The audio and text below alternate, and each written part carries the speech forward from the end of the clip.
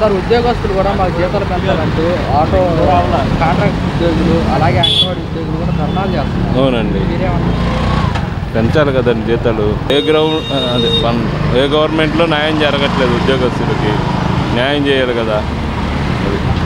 మరి ఇలా ధర్నాలు చేయడం వల్ల మరి కూటమి ప్రభుత్వం పైన వ్యతిరేకంగా వచ్చే అవకాశం ఉంటుంది? ఖచ్చితంగా ఉంటుందండి.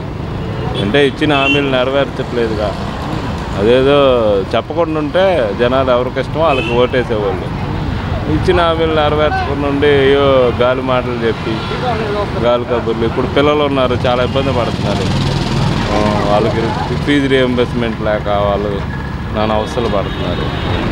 అది అమలు చేయాలంటే కొంచెం లేట్ పడుతుంది, రాష్ట్ర ప్రజలు అర్థం చేసుకోవాలని చంద్రబాబు నాయుడు గారు ఇంకెంత అర్థం చేసుకోవాలి, అది ముందర ఉండాలి. అది నేను చేయలేను అన్నప్పుడు ఇవ్వకూడదు హామీలు. నేను డెవలప్మెంట్ ఒక్కటే చేస్తానని చెప్పాలి, అంతేగాని ఏదో నువ్వు చెప్పి గాలి మాటలు చెప్పి అధికారం కోసం అని ఎక్కేస్తే అది ఎంతవరకు నిజం అనేది ఇంకా ప్రజలకే తెలియాలి.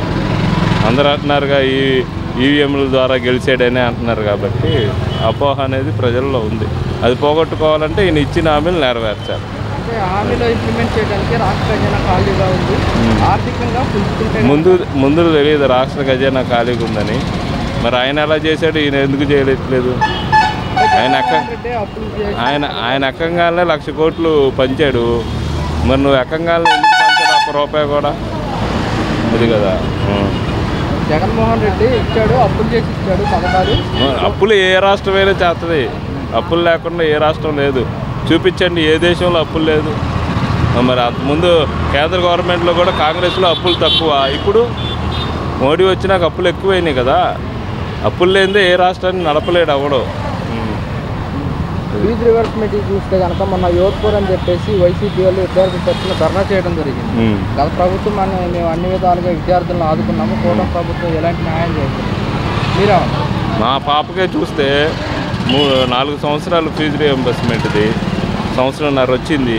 మరి గవర్నమెంట్లో వెంటనే ఇదిగో ఒక విడతన్నా వదిలితే అప్పుడు బాగుంటుంది. ఇదిగో నేను ఇస్తానని చెప్పి ఇవ్వకుండా అంటే ఎట్లా ఉంటుంది? అది తల్లిదండ్రులు అయితే ఇబ్బంది పడుతున్నారు ఫీజు రియంబర్స్మెంట్ విషయం. అది కూడా తొందరగా చర్య తీసుకొని చంద్రబాబు నాయుడు గారు వేస్తే బాగుంటుందని నా ఉద్దేశం.